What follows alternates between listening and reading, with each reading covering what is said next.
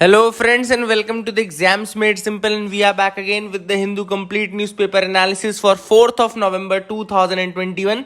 तो 4 नवंबर 2021 का the Hindu newspaper analysis देखेंगे। शुरू करने से पहले सबसे पहले आप सबको हैप्पी दिवाली की शुभकामनाएं। ठीक है ना। May this day bring peace to your life and prosperity to your lifes. And आज का दिन अच्छा है। अगर आपने शुरुआत नहीं की है तो पढ़ाई की शुरुआत कर लीजिए अभी तक। अगर अभी भी आप दुख में बैठे हुए हैं पिछले प्रीलिम्स के, तो उन दुखों से बाहर निकलने का सही समय है। Please start your studies. ठीक है ना। साथ ही हम लोगों ने जो करंट अफेयर्स की सीरीज स्टार्ट किया उसका भी कंटेंट अब स्टार्ट होना शुरू हो गया। बनाना मैंने शुरू कर दिया है, अपलोड करना जैसे कि मैंने डेट डाली थी कि उसमें मैं डालूंगा 15 नवंबर से, तो हो सकता है उसके पहले से ही मैं डालना शुरू कर दूं। तो start you can join that course as well. Combo course जो है करंट अफेयर्स का, उसमें मैं आपको एक बार फिर से थोड़ा सा हाईलाइट्स दे दूं। उस कोर्स में पीटी 365 यानी साल भर का जितना भी करंट अफेयर्स प्रीलिम्स के लिए वो मैं प्रोवाइड करूंगा। मेंस 365 यानी कि इस बार जो एडिटोरियल्स की सारी चीज़ें हैं वो भी हम उसमें प्रोवाइड करेंगे अलग से। उसके वीडियोस जो टॉपिक्स हैं उनको डिस्कशन, ग्रुप डिस्कशन भी करने की कोशिश करूंगा मैं। इफ फिजिबल रहा तो मैं उसमें ग्रुप डिस्कशन भी करूंगा, है ना। अदरवाइज मैं सारी जो इंपॉर्टेंट टॉपिक्स थे वो डिस्कस तो करेंगे। साथ ही मेंस के लिए जो ऐसे राइटिंग होता है उसमें मैं आपको 10 अलग वीडियो बना करके उसमें ऐसे राइटिंग कुछ प्रैक्टिस भी करवाऊंगा। प्लस सारे जितने भी तरीके आपको दिमाग में रखने हैं, टेम्पोरल स्केल हो गया, सेक्टोरल स्केल हो गया आंसर राइटिंग का, या किस तरीके से नॉलेज आपको इकट्ठा करना है, वो सारी चीज़ें आपको ऐसे राइटिंग के टिप्स में बताऊंगा। प्लस लास्ट में आपको मैं उसमें 5 फुल लेंथ टेस्ट पेपर जो आपका प्रीलिम्स के लिए होगा वो भी प्रोवाइड करूंगा। तो अगर आपको ज्वाइन करना है तो नीचे डिस्क्रिप्शन कमेंट में लिंक है, आप वहां से ज्वाइन कर सकते हैं। स्टार्ट करते हैं आज का न्यूज़पेपर। सबसे पहले आज की पहली न्यूज़ जो मैं आपको बताऊंगा वो है excise duty and petrol cut by ₹5, diesel by ₹10। तो आप सबको पता होना चाहिए कि गवर्नमेंट क्या करती है, एक्साइज ड्यूटी लगाती है किस पे, पेट्रोलियम प्रोडक्ट्स में एक्साइज ड्यूटी भी लगाती है। ठीक है ना। तो अब हुआ क्या है कि अभी इस बार एक्साइज ड्यूटी जो है वो ₹5 कट की गई है फॉर पेट्रोल एंड ₹10 कट की गई है फॉर डीजल, ताकि जो पेट्रोल प्राइजेस हैं वो थोड़ा लिमिट में आ सके। इनके क्या क्या रीजंस हैं, क्यों किया गया, वो मैं आपको बताता हूं। सबसे पहले आपको याद रखना है कि इकोनॉमी का टॉपिक है, this is the topic of economy, आप इसको याद रखिएगा। ठीक है ना। तो अब देखो होता क्या है कि अगर आपके पेट्रोल प्राइसेस और डीजल प्राइसेस ज्यादा हैं तो what are the impacts of these. सबसे पहला इंपैक्ट तो ये होगा कि इससे इन्फ्लेशन बढ़ता है। इन्फ्लेशन क्यों बढ़ता है? सबसे पहली बात, क्योंकि इन्फ्लेशन इसलिए बढ़ता है क्योंकि जैसे देखो क्या होता है, पेट्रोल और डीजल के प्राइस अगर ज्यादा है तो जो ट्रक्स हैं उनको बहुत ज्यादा पैसा लगेगा, यानी कि ट्रांसपोर्टेशन महंगा हो जाएगा। इफ ट्रांसपोर्टेशन बिकम्स एक्सपेंसिव, इसका मतलब जैसे कि अगर कहीं पे माल प्रोड्यूस हो रहा है, माल का प्रोडक्शन जो हो रहा है उसका ट्रांसपोर्ट महंगा हो गया, यानी कि इनपुट कॉस्ट जो है वो काफी ज्यादा बढ़ जाएगी। अब अगर इनपुट कॉस्ट सपोज बढ़ जाए, इसका मतलब क्या हुआ, इनपुट कॉस्ट अगर बढ़ जाएगी इसका मतलब ये हुआ सीधा सीधा कि जो आपका आउटपुट कॉस्ट है वो भी बढ़ा दिया जाएगा। ऑब्वियस सी बात है, इनपुट कॉस्ट कोई नुकसान में तो प्रोडक्ट बनाएगा नहीं। इनपुट कॉस्ट बढ़ेगा तो आउटपुट कॉस्ट भी बढ़ेगा, और अगर आउटपुट कॉस्ट बढ़ेगा तो क्या होगा, सीधा सीधा इन्फ्लेशन। दूसरी चीज जो इससे होगी इम्पैक्ट, वो मैं आपको बताता हूं। क्या होता है कि जैसे लोग होते हैं, फॉर एग्जांपल आपकी सैलरी सपोज एक्स अमाउंट है, आपकी सैलरी सपोज 10,000 है, अब ज्यादा नहीं, अपन 10,000 सैलरी मान करके चलते हैं। सपोज 10,000 आपकी सैलरी है।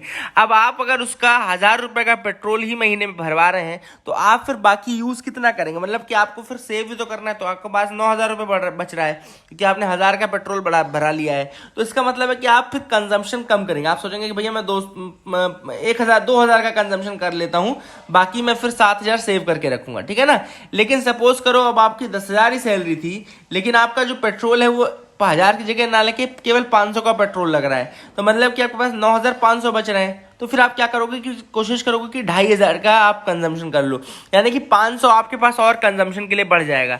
इसका मतलब क्या हुआ सीधा सीधा कि अगर पेट्रोल के दाम घट जाएं या डीजल के दाम घट जाएं तो लोगों के पास जो कंज्यूमेबल इनकम रहती है, यानी कि जो खर्चा करने वाली जो इनकम रहती है वो ज्यादा हो जाती है, वो बढ़ जाती है।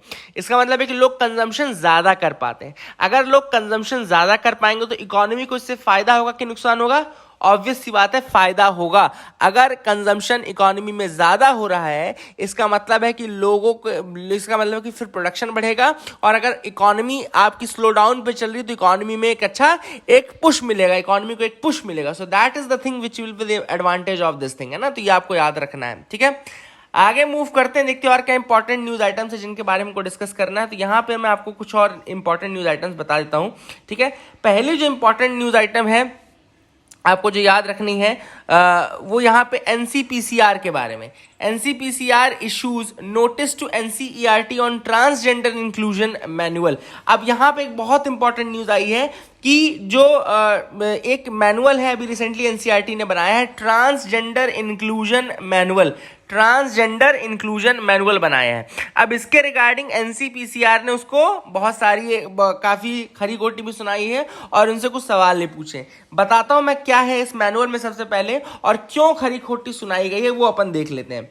सबसे पहली चीज तो आपको याद रखना है कि ये जो ट्रेनिंग मटेरियल है, ये जो ट्रांसजेंडर इंक्लूजन ट्रेनिंग मटेरियल है, ये है जेंडर आइडेंटिटी। इसमें बहुत सारे कंसेप्ट दिए गए हैं, जैसे कि जेंडर आइडेंटिटी का कंसेप्ट है, जेंडर इनकॉन्ग्रुएंस का कंसेप्ट है, जेंडर डिस्फोरिया का कंसेप्ट है, जेंडर एफर्मेशन का कंसेप्ट है। अब सबसे इंपॉर्टेंट चीज आपके दिमाग में आ रही है कि भैया कि जेंडर आइडेंटिटी है, जेंडर डिस्फोरिया है क्या, तो मैं आपको बता दूं इनमें सबसे इंपॉर्टेंट जो टर्म हुआ है जेंडर डिस्फोरिया है। जेंडर डिस्फोरिया का मतलब क्या होता है?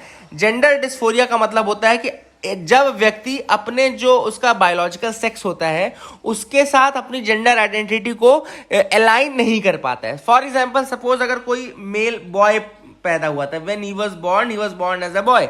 फॉर सपोज करो अब उसकी जो जेंडर आइडेंटिटी है वो उसको आइडेंटिफाई नहीं कर पा रहा है एज अ बॉय, मतलब वो अपने अंदर के जो कैरेक्टरिस्टिक्स है उनको एज अ बॉय अलाइन नहीं कर पा रहा है, उसको लग रहा है कि they are much more similar to that of a girl, मतलब कि ही और she is not able to align the gender identity with the biological sex. दोनों चीजें डिफरेंट होती हैं। मतलब आजकल का ये मॉडर्न कंसेप्ट हो गया है कि एक आपका जेंडर आइडेंटिटी हो गया। जेंडर आइडेंटिटी मतलब कि आप अपने आप को किस तरीके से आइडेंटिफाई कर रहे हो, आप अपने आप को किस तरीके से आइडेंटिफाई कर रहे हो। दूसरी हो गया बायोलॉजिकल सेक्स, मतलब कि आप as a born new born आप किस तरीके से पैदा हो रहे हैं, boy girl it can be anything, लेकिन how you are identifying yourself that is the gender identity. तो जब gender identity is not in sync with the biological sex उसको हम बोलते हैं जेंडर डिस्फोरिया। तो इस ये जो मैनुअल बनाया गया है ट्रांसजेंडर मैनुअल, इसमें काफी कंसेप्ट ये सारे हैं। अब यहां पर देखो जो मैंने आपको डिस्फोरिया भी बता दी कि जेंडर डिस्फोरिया क्या होता है। अब यहाँ पे देखो इशू क्या आ रहा है, इशू ये आ रहा है कि जो इसमें एक और चीज़ है, मैं पहले और बता दूं कि इस मैनुअल में बहुत सारी सक्सेस स्टोरीज भी मेंशन्ड है ट्रांसजेंडर पर्सन्स की, जैसे कि ग्रेस बानू की है, engineer Grace Banu body builder, इसके अलावा इंजीनियर ग्रेस बानू, फिर body builder Aryan Pasha body builder, फिर dancer Narthaki Nataraj, then community researcher Shanta Khurai, university professor Manobi Bandopadhyay, medical doctor and professor doctor Aqsa Shaikh, news anchor Padmini Prakash, human resource professional Siddhant More. ये कुछ एग्जांपल्स है ट्रांसजेंडर पर्सन्स के who are doing very good in their life. इनके कुछ अच्छे success stories भी mentioned है। अब देखो यहाँ पे जो डॉक्यूमेंट है इसका टाइटल क्या है, inclusion of transgender children in the school education, inclusion of transgender children in the school education concerns and road map. ठीक है ना, इसका नाम क्या है, inclusion of transgender children in school education concerns and road map. इसको publish किया गया है डिपार्टमेंट ऑफ जेंडर स्टडीज ने एट द एनसीईआरटी। ठीक है ना, department of gender studies at the NCERT उसने इसको पब्लिश किया है। नाम क्या है, inclusion of transgender children in the school education concerns and road map. अब देखो यहाँ पे सबसे मेजर जो इश्यूज है मैनुअल के साथ वो क्या है, सबसे मेजर जो इशू है मैनुअल के साथ वो है मैनुअल का recommendation to use gender neutral toilets and remove the gender binaries in the school infrastructure. अब जो ये मैनुअल है इसने ये बोला कि भैया आप ये जेंडर न्यूट्रल टॉयलेट्स का यूज करो, मतलब कि स्कूल में ये बॉयज लिखना, गर्ल्स टॉयलेट लिखना, ये सब बंद करो, जेंडर न्यूट्रल टॉयलेट्स बनाओ। और ये सारी चीजें बाइनरीज जो होता है ना कि ये बॉयज की लाइन है, ये गर्ल्स की लाइन है, या जो भी इस तरह की चीजें उसको एलिमिनेट करने की बात कही गई है। अब जो ग्रुप्स है जिन्होंने अपोज किया उन्होंने ये कहा कि भैया इतने कम उम्र में आप चाइल्ड के अंदर ये सारे क्वेश्चंस, ये सारे डाउट्स क्यों ला रहे हो अपने आप। मतलब कि देखो जो ये नंबर्स होते हैं they are less in number, पहली चीज तो ये है बहुत ज्यादा। अब ये एक ऐसी है कि अगर कोई बच्चा स्कूल जा रहा है, अगर उस तरह की चीज उसको मिलेगी या ये इस तरह के मैनुअल मिलेंगे तो अगर कोई प्रॉब्लम नहीं भी है तो भी ही और she will start doubting itself, and ये सारे क्वेश्चंस को जबरदस्ती उनके दिमाग में क्यों आप डालना चाह रहे हो, and you are playing and you are giving trauma to the children at the age when they should be playing with other kids. तो कुल मिलाकर के जो जिन्होंने अपोज किया, ये हमारे बात नहीं है, ये जिन्होंने अपोज किया उन्होंने ये कहा है कि why are you allowing the children to have such doubts, why are you allowing the children to have such concerns and you are traumatising. एक तरीके से उनको जब ये सब चीजें पता चलेंगे तो you are traumatising them at a very young age, जब they should be playing with others. दूसरी चीज कि आपने जेंडर डिस्फोरिया तो बता दिया, अब आपने क्या किया है, कई इस मैनुअल में एक मेडिसिन होती है जिसको प्यूबर्टी ब्लॉकर बोलते हैं, है ना, प्यूबर्टी ब्लॉकर। तो कहीं ना कहीं इस मैनुअल में प्यूबर्टी ब्लॉकर जैसी मेडिसिन हैं जो कि जेंडर डिस्फोरिया से जो जूझ रहे स्टूडेंट्स हैं या जो भी हैं उनके लिए यूज होती है, उसको प्रमोट किया गया है। तो एक अपोजिशन ये भी है कि इस तरीके के मेडिसिन का प्रमोशन करना में गलत है, जो प्यूबर्टी ब्लॉकर्स हैं उनका प्रमोशन करना में गलत है, ठीक है ना। तो यहां पे देखो लिखा है there is respect for LGBTQ individuals in the Indian society but when the nature has given you certain genders, मतलब कि रिस्पेक्ट है एलजीबीटीक्यू की, ऐसे नहीं कि रिस्पेक्ट नहीं है, बट जब नेचर ने आपको कोई पर्टिकुलर जेंडर दिया है and then why are you trying to convince the students that they might not be of the same gender to which they are born. आप ये क्वेश्चन उनके दिमाग में क्यों डाल रहे हो कि that they might not be of the same gender in which they are born. तो कुल मिलाकर कि ये एक कुछ अपोजिशन है जो कि दिए गए हैं, एंड ये इसीलिए एनसीपीसीआर जो कि national council for protection of child rights है, उसने एनसीईआरटी से ये सवाल पूछा है कि भैया नाउ यू शुड आंसर कि आपने क्यों इस तरह से प्यूबर्टी ब्लॉकर इस तरह की बातें क्यों कही है, ठीक है ना। That is the thing. NCPCR आप सबको पता चाहिए कि 2007 में इसका फॉर्मेशन हुआ था, national council for protection of child rights, statutory body है ना। That is another thing which is important, ये स्टैट्यूटरी बॉडी है ना। तो ये आप कंफ्यूज मत होना, ये सारी चीजें आपको याद होनी चाहिए। तो आई hope you got clarity regarding that, ठीक है। ये आपको समझ में आ गया होगा। अब ये आपको बता दूं कि जब एंड में क्या करूंगा, मैं क्वेश्चन ऑफ जरूर पूछूंगा, वो इन्हीं जो भी चीजें मैं आज आपको पढ़ा रहा हूं उन्हीं चीजों पे बेस्ड रहेंगे क्वेश्चन, तो आपको याद रखना है सारी चीजें, ठीक है ना। That is the thing which you should remember. आगे मूव करते हैं, देखते हैं और क्या इंपॉर्टेंट न्यूज आइटम्स है जिनके बारे में हमको डिस्कस करना है। You can move ahead with me. Editorial पे आते हैं। पहला जो एडिटोरियल है वो है batting for one south Asia makes more sense. अब ये जो आर्टिकल है ये लिखा गया है सुहासिनी हैदर द्वारा लिखा गया है। साउथ एशिया पे ये आंसर ज्यादातर आर्टिकल्स लिखती हैं। सबसे पहले एक बात तो इन्होंने बोला है कि प्राइम मिनिस्टर मोदी जो थे अभी रिसेंटली G20 की मीटिंग में थे जो कि रोम में हुई, फिर COP26 में गए जो कि ग्लासगो स्कॉटलैंड में हुआ। प्राइम मिनिस्टर मोदी ने कई ऐसे इनिशिएटिव इंडिया के रेफरेंस में किए हैं, इंडिया के बिहाफ में किए हैं, जिनको काफी ज्यादा सफलता मिली। जैसे कि सबसे पहले उन्होंने 2015 के पेरिस अकॉर्ड के टाइम पे इंटरनेशनल सोलर अलायंस किया था। इसके बाद coalition for disaster resilient infrastructure भी उन्होंने तभी किया था, ठीक है ना। इसके अलावा अब जो उन्होंने अभी रिसेंटली किया है वो है आईरिस, यानी कि infrastructure for resilient island states. Infrastructure for resilient island states ये उन्होंने ग्लासगो में ही किया है। तो कहना चाहिए कि कुछ ऐसे इनिशिएटिव्स है जो कि काफी ज्यादा सक्सेसफुल है, चाहे वो ISA हो, चाहे वो coalition for disaster resilient infrastructure हो, चाहे वो आईरिस हो यानी कि infrastructure for resilient island states हो। तो ऑथर ने कहा कि they are very good initiatives and काफी ज्यादा इनको वो भी मिला है। अभी रिसेंटली इस बार उन्होंने पंचामृत यानी कि ये जो 5 गोल्स ठीक है ना, तो ये 5 गोल्स भी और उन्होंने 5 goals have also been promoted by Prime Minister Modi in this COP26। COP26 में पंचामृत करके जो गोल्स हैं वो भी शोकेस किए गए हैं, है ना। तो मैं एक बार आपको पंचामृत गोल्स भी बता दूं, let me show you that goals as well, है ना, क्योंकि आपको पता होना चाहिए ना। I have written down those goals, तो मैं आपको यहाँ से बता देता हूँ क्योंकि मैंने लिखे हुए थे। देखो सबसे पहले 5 जो कमिटमेंट है या 5 गोल्स हैं, पंचामृत गोल्स हैं, उनके बारे में अगर अपन बात करें तो सबसे पहला तो पीएम मोदी ने कहा था, PM said that the first agenda was to raise the non-fossil fuel based energy capacity of the country to 500 gigawatt by 2030। 2030 तक 500 गीगावाट करना है non fossil fuel based energy को, ठीक है। दूसरा है by 2030 50% of the country's energy requirement would be met using the renewable energy sources, यानी कि 2030 तक 50% जो एनर्जी रिक्वायरमेंट है वो आपकी रिन्यूएबल एनर्जी सोर्सेज से होगी। तीसरा पंचामृत का पॉइंट था कि उन्होंने कहा कि the country will reduce the total projected carbon emission by 1 billion turns between now and the year 2030। इस एक डिकेड में 1 बिलियन टन्स तक और ज्यादा एमिशन को कम करेंगे, है ना, कार्बन एमिशन को रिड्यूस करेंगे। Then carbon intensity of the economy would be reduced to less than 45% by 2030। जो कार्बन इंटेंसिटी है इकोनॉमी की उसको 45% से रिड्यूस कर देंगे, टू लेस 45% तक रिड्यूस कर देंगे बाय 2030। इसके अलावा फिफ्थ पॉइंट उन्होंने बोला at the final agenda he said that the country would become the carbon neutral country bye and achieve net zero emission by the year 2070। तो ये जो 5 पॉइंट्स हैं इनको पंचामृत का नाम से प्राइम मिनिस्टर मोदी ने उनको वहां पे कहा है। ये सारे आप लिख लीजिएगा, you make a note of these 5 points, है ना, मैंने लिखा था इसलिए मैंने आपको बता दिया। आई hope you got clarity regarding that. अब सबसे इंपॉर्टेंट चीज ऑथर ने जो यहाँ पे बोली है कि यहाँ पे जो as a group South Asia है उसकी वॉइस कहीं ना कहीं बहुत ही फीबल है, बहुत ही कम है। यानी कि साउथ एशिया का अगर कोई इनिशिएटिव अगर हम बात करें तो that is absent from the world stage. अगर आप साउथ एशिया की बात करेंगे तो as a group world stage में इसकी रिलेवेंस जो है वो घटती जा रही है। इंडिया और जो है वो south Asian association for regional cooperation यानी कि सार्क का मेंबर भी है, बट सार्क की वॉइस भी बहुत ज़्यादा फीबल है। क्यों? Because of the relation between India and Pakistan, जिसके कारण से जो सार्क का ओवरऑल इंपॉर्टेंस है वो डिग्रेड होता गया है। और 2014 के बाद, मतलब 2014 के बाद तो कोई सबमिट हुआ भी नहीं है, सार्क का ऐसा कोई सबमिट ही नहीं हुआ, ठीक है ना।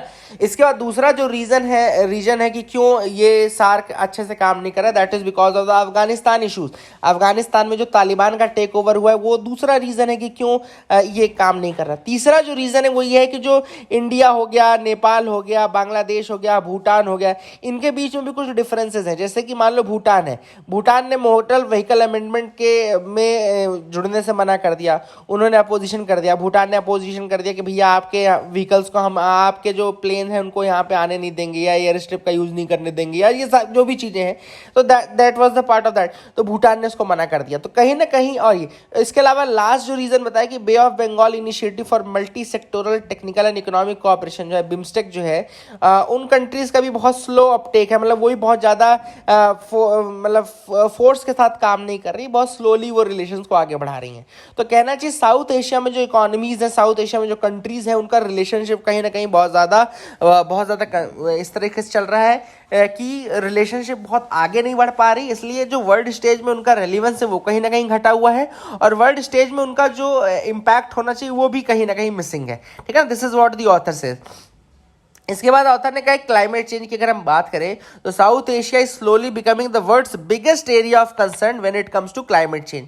कहीं ना कहीं साउथ एशिया जो है that is becoming one of the world's biggest area for concern when it comes to climate change. जैसे कि ग्लोबल क्लाइमेट रिस्क इंडेक्स की अगर हम बात करें, ग्लोबल क्लाइमेट रिस्क इंडेक्स की बात करें, India and Afghanistan are among the top 10 countries world wide in terms of vulnerability. अगर हम वल्नरेबिलिटी की बात करें तो इंडिया और अफगानिस्तान जो है वर्ल्ड की टॉप 10 कंट्रीज में आ जाएंगी ग्लोबल क्लाइमेट रिस्क इंडेक्स के अकॉर्डिंग। वहीं पर साउथ एशिया की हम बात करें तो it classifies for the overall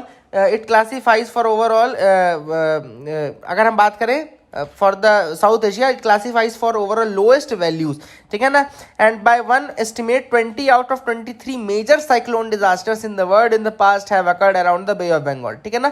तो अगर एस्टिमेट की बात करें तो 20 आउट ऑफ 23 यानी 23 में से 20 मेजर जो साइक्लोन डिजास्टर्स हैं वर्ल्ड के वो कहाँ पे हुए हैं? They have occurred in the Bay of Bengal region, वो बे ऑफ बंगाल रीजन में हुए हैं। ग्लोबल वार्मिंग की बात करें, कोस्टल डिग्रेडेशन की बात करें, सॉइल सैलिनिटी की बात करें, वाटर स्कैर्सिटी की बात करें, ये सारी चीजें, death of persons due to air pollution की बात करें, कहीं ना कहीं ये सारी चीजें साउथ एशिया में बहुत ज्यादा है। फिर भी जो इनिशिएटिव्स वाइज अगर हम बात करेंगे या प्रोटेक्शन वाइज हम बात करेंगे तो साउथ एशिया में इतना ज़्यादा नहीं हुआ है। एशियन डेवलपमेंट बैंक का कहना है कि there will be a decrease of 11% in South Asian GDP by 2100। तो 2100 तक लगभग साउथ एशियन इकोनॉमीज में 11% का आपको डिक्रीज देखने को मिलेगा, ठीक है ना। But still South Asia have not been doing as they should have been done, है ना।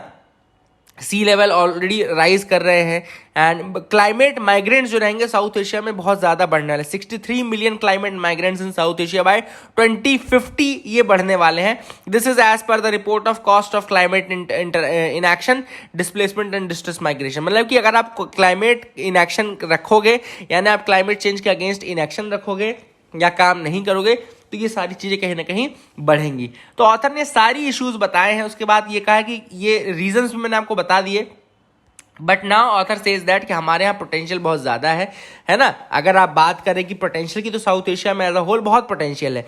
उनको थोड़ा सा आपको मतलब क्लाइमेट जस्टिस की ज़रूरत है, ग्लोबल फंडिंग की ज़रूरत है, क्लाइमेट अडेप्टेशन टेक्नोलॉजी ट्रांसफ़र की ज़रूरत है। ऑब्वियसली बात है इंडिया ने ये सारे कंसर्न्स उठाए हैं, है ना, लेकिन अब उनको एज अ होल ये कंसर्न्स उठाने हैं। ये सब वॉइसेस जो उन्होंने कहा है ये सब और मजबूती से तब हो सकेगा जब पूरा South Asia as a whole ये सारी चीज़ें बोलेगा, ठीक है ना।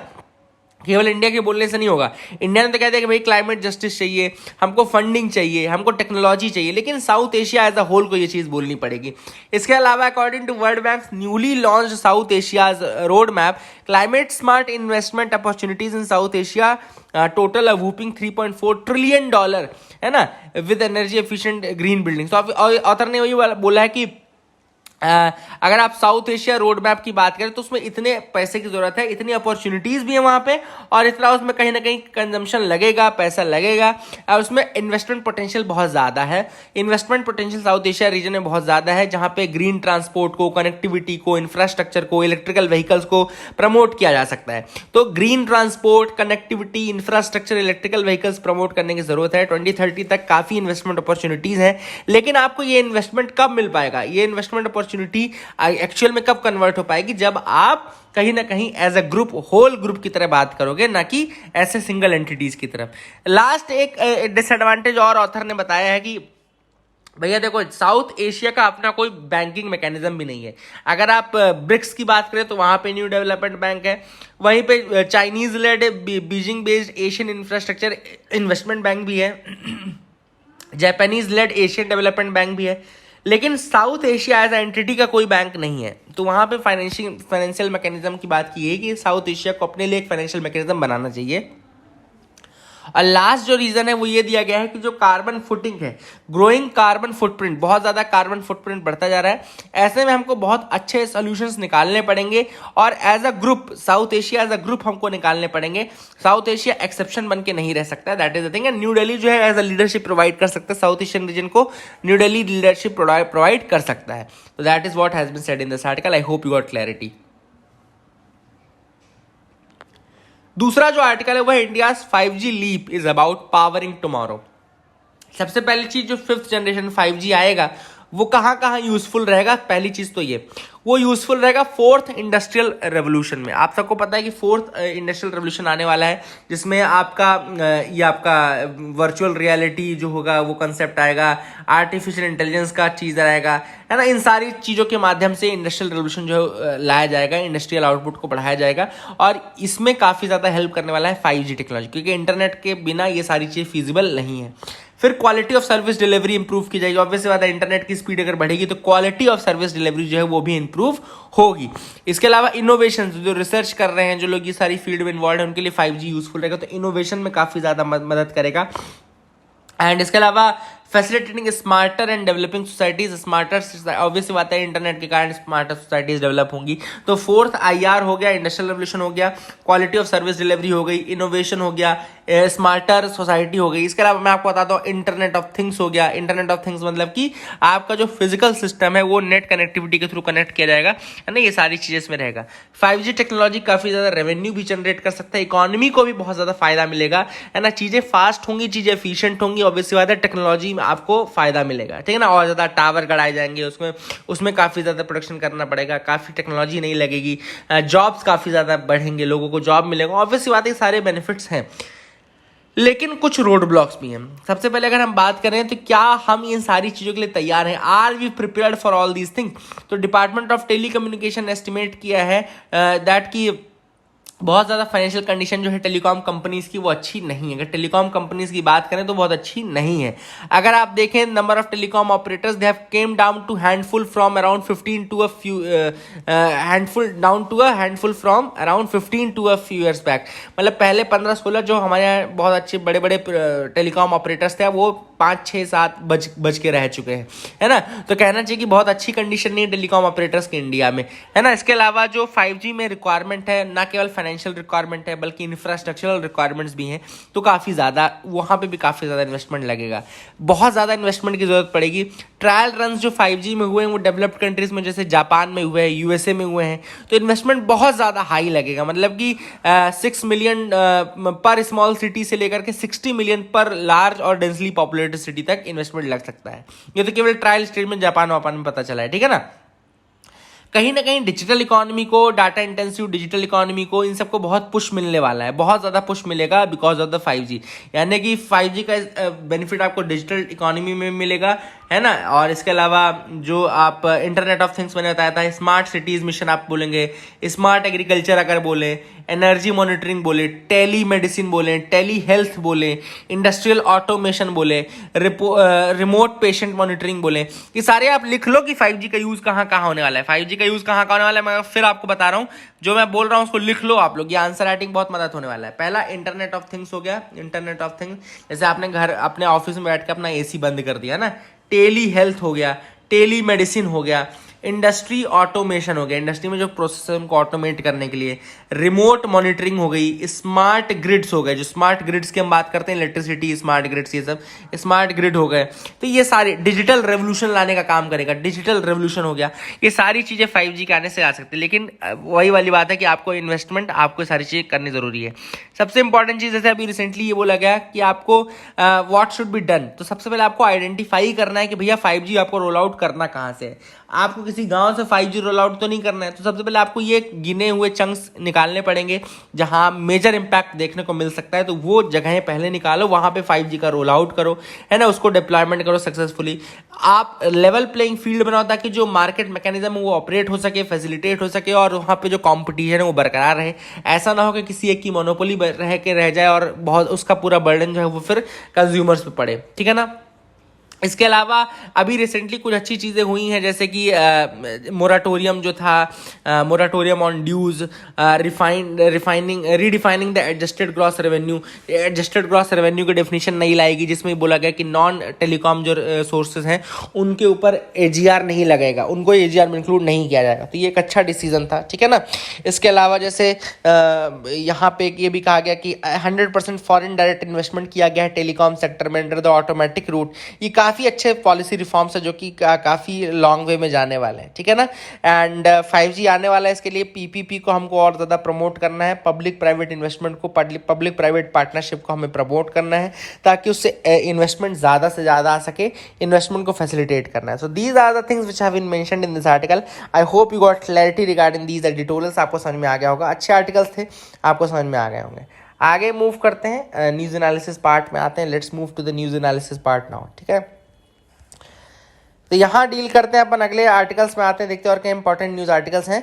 तो you can move ahead with me. यहाँ पे पैलेस्टीनियन प्राइम मिनिस्टर ने बोला कि भैया इंडिया को कि हमको सपोर्ट करो, बहुत पहले से आप हमारी पॉलिसी को सपोर्ट करते आए हो, लेकिन आप आगे आपकी और ज़रूरत पड़ेगी और हमको सपोर्ट करो और जेरूसलेम को हमारी कैपिटल बोलो। This is what they are saying, but I don't think India will be saying this now. India ये चीज़ नहीं कहेगा क्योंकि जो इजराइल है that is very much essential for India and हमारी काफ़ी डील्स हो चुकी हैं इजराइल के साथ, तो इसलिए हम ये तो नहीं बोल सकते।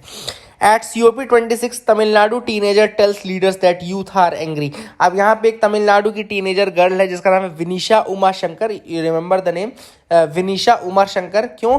विनीशा उमा शंकर ने एक इम्पॉर्टेंट बनाया, एक सोलर पावर्ड आयरनिंग कार्ट बनाया है। She has developed solar power ironing cart, काफ़ी ज़्यादा उसको वर्ल्ड वाइड कवरेज मिला है। सोलर पावर्ड आयरनिंग कार्ट बनाया है which would replace the conventional charcoal ironing box. जो कन्वेंशनल चारकोल आयरनिंग बॉक्स है ना, उसको रिप्लेस करने के लिए सोलर पावर्ड आयरनिंग कार्ट बनाया है। ये किसको रिप्लेस करेगा? जो charcoal based iron box use होता था उसको रिप्लेस करने के लिए है। It would power a steam ironing box to do its job. Steam ironing box को ये पावर देगा टू डू इट्स जॉब। इसका जो इनोवेशन है काफ़ी ज़्यादा इसको प्रेज मिल रहा है फ्रॉम अराउंड द वर्ल्ड। काफ़ी अच्छा ये इनोवेशन एक तरीके से। Vinisha Uma Shankar and she has been let to speak in front of all the dignitaries in the COP26। इनको COP26 के आगे काफ़ी बोलने का मौका दिया गया। इसके अलावा चिल्ड्रंस क्लाइमेट प्राइज दिया गया नवंबर 2020 में। Children including the prestigious children's climate prize in November 2021। Her innovations have brought laurels and children's climate prize November 2020। Children's climate prize Vinisha Uma Shankar, नाम याद रखना है। और ये जो चिल्ड्रंस क्लाइमेट प्राइज है ना, ये देता कौन है? स्वीडन बेस्ड, आपका एक Sweden based children's climate foundation है, वो देता है। Children's climate foundation Sweden based है, वो ये अवार्ड देता है, चिल्ड्रंस क्लाइमेट प्राइज, ठीक है ना। तो these are the things which are important, you have to remember these things. Vinisha Uma Shankar, I hope you got clarity. उन्होंने यही कहा है कि जो ये इन्होंने जो कार्ड बनाया है, it has solar panels with the roof connected to 100 AH battery. तो सोलार पैनल्स हैं जिसको फिर 100 AH बैटरी के साथ कनेक्ट किया गया है। It takes 5 hours to bright sunshine to fully charge the battery which in turn powers the steam ironing box for 6 hours। तो स्टीम आयरनिंग बॉक्स है, स्टीम आयरन बॉक्स है जिसको कि फिर 6 घंटे तक पावर दे सकता है। I hope you got clarity. NHRC asks Tripura government to submit the report on violence. तो NHRC ने यानी कि नेशनल ह्यूमन राइट्स कमीशन ने त्रिपुरा गवर्नमेंट से बोला कि आप रिपोर्ट दीजिए जो पॉलिटिकल कम्युनल वायलेंस हो रहा है स्टेट में, उसके बारे में, ठीक है ना। तो आप सबको पता है कि त्रिपुरा है और मिजोरम हो गया, यहाँ पे काफ़ी ज़्यादा लड़ाई झगड़ा चल रहा था इस एरिया में। और त्रिपुरा से उन्होंने बोला कि भैया जो भी आपकी इश्यूज थे, जो भी आपके कहना चाहिए कि कम्युनल वायलेंस है या जो भी आपका पॉलिटिकल वायलेंस है, उन सब की रिपोर्ट आप प्रोवाइड करिए। NHRC के बारे में अगर हम बात करें तो नेशनल ह्यूमन राइट्स कमीशन एक स्टैट्यूटरी बॉडी है जो कि 12 अक्टूबर 1993 12 अक्टूबर 1993 में ये बना था। एंड ये protection of human rights act 1993 के अंतर्गत बना था। इसके अलावा act provides for the creation of a state human rights commission as well. आपको पता होना चाहिए कंपोजिशन, अगर हम बात करें, चेयरपर्सन होता है जिसमें जो कि retired chief justice of India हो या फिर जज ऑफ द सुप्रीम कोर्ट, और retired chief justice of India और जज ऑफ द सुप्रीम कोर्ट, ये भी रिसेंट चेंज किया गया था, जज ऑफ द सुप्रीम कोर्ट। और बाकी जैसे इसमें अभी पहले 2 मेंबर्स अपॉइंट होते थे, अब 3 मेंबर्स अपॉइंट करना शुरू कर दिया है ना। 3 मेंबर्स जिसमें से एक विमेन होना ज़रूरी है, ये भी एक कंडीशन है। 3 मेंबर्स जिसमें कि एक विमेन होना ज़रूरी है। बाकी कमीशंस के मेंबर तो रहते ही रहते हैं, लेकिन ये 3 मेंबर्स अलग से भी होते हैं जिसमें कि एक विमेन मेंबर का होना ज़रूरी है, ये भी आपको याद रखना है। इसके अलावा जो ये चेयरपर्सन होते हैं, इनको अपॉइंट करने के लिए कमेटी आती है। अपॉइंट कौन करता है? प्रेसिडेंट करता है, लेकिन एक कमेटी होती है 6 मेंबर कमेटी जो कि रिकमेंड करती है। 6 मेंबर कौन कौन से हो गए? उसमें प्राइम मिनिस्टर हो गया, हेड हो गया, स्पीकर ऑफ लोकसभा हो गया, deputy chairman of the Rajya Sabha हो गया, लीडर ऑफ अपोजिशन लोकसभा हो गया, लीडर ऑफ अपोजिशन राज्यसभा हो गया, यूनियन होम मिनिस्टर हो गया। तो ये 6 मेंबर हो गए बेसिकली जो कि इस कमेटी में रहते हैं। और अगर हम टर्म की बात करें तो जो ये मेंबर्स हैं, ये जो चेयरपर्सन है, they hold the office for the term of 3 years और अंटिल 70 years ऑफ एज। तो विच एवर इज अर्लिएस्ट 3 और 70 years ऑफ एज हो गई है ना। एंड दे आर मतलब कि पहले जो टर्म थी रीअपॉइंटमेंट की वो थी 5 साल की। Now that term of reappointment has been removed, मतलब 5 साल की जो कंडीशन है वो रिमूव कर दी गई है। याद रखिएगा, पहले जो टर्म मतलब ये था कि they can be reappointed for 5 years, है ना। They can be reappointed for 5 years, but now that term of reappointment has been removed. वो जो अलग से टर्म दिया था 5 year का, वो रिमूव कर दिया गया, ठीक है ना। And the president can remove them from office under specific condition, ठीक है ना। The president can remove them from the office under specific condition, तो ये आप याद रख सकते हैं। आगे देखें, US puts Israeli maker of Pegasus spyware on blacklist. तो यूएस ने जो NSO मतलब ऑफिस है नियर द इजरायली टाउन, यहाँ NSO जो कंपनी है जो कि पेगासस से रिलेटेड है, यूएस अथॉरिटीज़ ने उनको ब्लैकलिस्ट कर दिया। They have blacklisted the Pegasus software spyware company. And इस पेगासस जो है कि स्पाईवेयर है जो कि सर्विलेंस का काम करता है। And Pegasus is turning the pocket into spying device. इनका कहा गया है कि पेगासस जो है वो पॉकेट को स्पाइंग डिवाइस में कन्वर्ट कर रहा है, which is allowing the users to read the target messages, look through the photos, track their location and turn on their cameras without even knowing. तो ये सारी चीज़ें कर रहा है। तो that is the thing which you should remember. Shock in China as tennis star accuses top leader of sexual abuse. तो ये नाम याद रखेगा, कि टॉप चाइनीज़ टेनिस स्टार जो हैं पेंग शुआइज, तो इन्होंने एलिगेशन लगाया कि काफ़ी ज़्यादा उनके साथ सेक्सुअल असॉल्ट एंड ये सारा किया गया by the communist party of China leader and farmer vice premier. इनका नाम लिया गया है। नाम इनका क्या है? नाम है झैंग गाओली, याद रखिएगा, Zhang Gaoli is the name, तो उनका नाम लिया गया है। तो that is the thing which you should remember, Peng Shuai का नाम याद रखिएगा। आगे मूव करते हैं, देखते हैं क्या इंपॉर्टेंट न्यूज आइटम है। यहाँ पे इनविट्स का नाम लिखा गया है कि Canada funds to pick up 50% of NHAI InvIT. तो यहाँ पे इनविट क्या होता है मैं आपको बता दूं। इनविट्स बेसिकली, सबसे पहली चीज़ तो याद रखिएगा कि इनविट जो है इसको मॉनिटर कौन करता है इंडिया में? इनविट्स को मॉनिटर करता है इंडिया में सेबी, याद रखिएगा। सेबी यानी कि इंफ्रास्ट्रक्चर इन्वेस्टमेंट ट्रस्ट है। इनविट्स क्या है? Infrastructure investment trust. इनको कौन मॉनिटर करता है? सेबी मॉनिटर करता है। इंफ्रास्ट्रक्चर इन्वेस्टमेंट ट्रस्ट बोला जाता है इनको।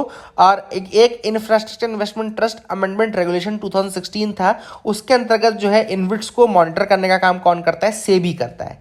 इनविट बेसिकली एक टियर्ड स्ट्रक्चर है विद अ स्पॉन्सर। इसमें एक स्पॉन्सर होता है, इनविट में एक स्पॉन्सर होता है जो कि सेटअप करता है इनविट को, है ना, याद रखिएगा। इनविट को सेटअप करने का काम एक स्पॉन्सर का होता है। और इसके बाद इनविट जो रहते हैं देयर एलिजिबल इंफ्रास्ट्रक्चर प्रोजेक्ट्स, मतलब कि ये फिर इनविट्स के थ्रू इन्वेस्ट किया जाता है इन द इंफ्रास्ट्रक्चर प्रोजेक्ट्स, याद रखिएगा। इसी इनविट के थ्रू फिर इंफ्रास्ट्रक्चर प्रोजेक्ट्स में इन्वेस्ट किया जाएगा, ठीक है ना। तो एक तरीके से इनविट्स जो हो गया वो एक रिपोजिटरी की तरह काम करता है, जो कि एक स्पॉन्सर द्वारा स्टार्ट होता है और फिर ये बाकी एलिजिबल इंफ्रास्ट्रक्चर जो प्रोजेक्ट्स होते हैं उनमें इन्वेस्ट करने का काम करते हैं। जो स्पॉन्सर रहता है इनविट का, वो रिस्पॉन्सिबल रहता है कि इनविट को सेटअप करे एंड उसका एक ट्रस्टी अपॉइंट करे। इनविट को सेटअप करने का काम और ट्रस्टी अपॉइंट करने का काम स्पॉन्सर का ही रहता है। एंड स्पॉन्सर जो रहता है मिनिमम 15% यूनिट्स होल्ड करता है इनविट्स की, एंड 3 साल का लॉक इन पीरियड रहता है डेट ऑफ इश्यूएंस से, ठीक है ना। तो जो स्पॉन्सर रहता है वो 15% यूनिट्स होल्ड करता है इनविट्स की और 3 साल का लॉक इन पीरियड भी रहता है। इसके अलावा 2019 में कैपिटल मार्केट रेगुलेटर सेबी ने ये कहा का जो मिनिमम इन्वेस्टमेंट लिमिट्स हैं ऑन इनविट्स, जो मिनिमम इन्वेस्टमेंट लिमिट है ऑन इनविट्स एंड रीट्स, उनको घटा दिया था। जो मिनिमम सब्सक्रिप्शन लिमिट थी, इन्वेस्टमेंट लिमिट थी या सब्सक्रिप्शन लिमिट जिसको हम बोलते हैं, वो रीट्स में भी और घटाया था। जो कि पहले 2 लाख थी तो उसको रीट्स में घटा करके 50,000 कर दिया। और इनविट्स के केस में 10 लाख थी मिनिमम सब्सक्रिप्शन या मिनिमम इन्वेस्टमेंट लिमिट जो थी। मिनिमम इन्वेस्टमेंट लिमिट या मिनिमम सब्सक्रिप्शन लिमिट 10 लाख की थी इनविट्स में, उसको घटा करके 1 लाख कर दिया गया था, ठीक है ना। फिर इसी के माध्यम से इनविट्स में आप इन्वेस्ट करो और उसके द्वारा फिर आप इंफ्रास्ट्रक्चर प्रोजेक्ट्स में पैसा लगाया जाता है, ठीक है ना। प्रोजेक्ट कैसे हो सकते हैं? ट्रांसपोर्ट का प्रोजेक्ट हो सकता है, रोड, रेलवे, ब्रिजेस का, इलेक्ट्रिसिटी जनरेशन का, ट्रांसमिशन का, डिस्ट्रीब्यूशन का, कम्युनिकेशन का, ये सारे प्रोजेक्ट्स हो सकते हैं। इसके अलावा IRDAI जो है insurance regulatory and development authority of India ने इंश्योरेंस कंपनीज को भी अलाउ किया या इंश्योरर्स को भी अलाउ किया है कि वो इन्वेस्ट करें इन द डेप्ट सिक्योरिटीज बाय द इनविट्स, ठीक है ना। That is the thing which is important, आप याद रख सकते हैं। ये कुछ फैक्ट्स थे जो मैंने आपको बता दिए इनविट्स के बारे में, आप इनको याद रखिएगा, ठीक है ना। That is the thing which is important. So that is it for the day, friends. I hope you liked the video. Questions में जो आपके आज की न्यूज़ एनालिसिस पे बेस्ड है वो पूछ लेता हूँ आपसे, आप उनके आंसर दीजिएगा। पहला सवाल जो है उसका ये है, इनविट्स के रिगार्डिंग कौन से स्टेटमेंट सही है? पहला स्टेटमेंट कह रहा है minimum subscription amount in case of InvITs is ₹1 lakh. दूसरा स्टेटमेंट है insurance companies are not allowed to invest in the InvITs. Which are the following options are correct? 1 only, 2 only, both है none. Question number 2 है Panchamrit goals were in news recently, they are 5 goals of Panchsheel, 5 goals on climate change, 5 goals on world peace या 5 या none of the above, ठीक है ना। तो ये पंचामृत goals के बारे में। तीसरा सवाल है which are the following statements regarding NHRC are correct? पहला है speaker of Lok Sabha is a part of the committee suggesting the name of the chairperson and members of the NHRC। दूसरा है the member of NHRC can be reappointed. Which are the following statements are correct? 1 only, 2 only, both या none. So these are the questions that are asked today, ठीक है ना। इनके बारे में आप बताइएगा, ठीक है। That is it for the day. Keep loving us, keep sharing us, and अगर आपको ज्वाइन करना है सीरीज तो आप ज्वाइन कर सकते हैं, नीचे लिंक डिस्क्रिप्शन कमेंट में है। Thank you, have a nice day.